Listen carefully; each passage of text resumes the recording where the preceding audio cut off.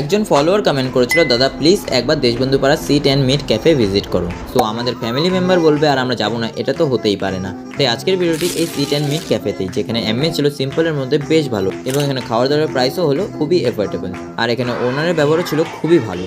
এখান থেকে আমরা ট্রাই করলাম juicious chicken momo, chicken cheese sandwich, French fries, fried rice with chicken chilli and masala coke. এখানে খাওয়ার দাওয়ার রিভিউ জানার আগে যারা যারা আমাকে ফলো করোনি তারা আমাকে অবশ্যই ফলো করে নিও, কারণ এরকম ভালো ভালো ক্যাফের খোঁজ আমি তোমাদের দিতে থাকবো।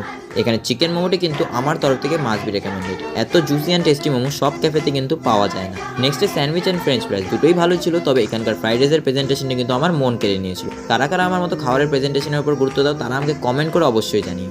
বাকি ফ্রাইড রাইস অ্যান্ড চিলি চিকেনের কম্বিনেশনটাও কিন্তু খেতে দারুণ ছিল। দোকানের লোকেশনও দেশবন্ধু পাড়া নিয়ার এনটিএস মোড়। তাও কোনো কনফিউশন থাকলে কমেন্টে আমাকে অবশ্যই জিজ্ঞেস করতে পারো।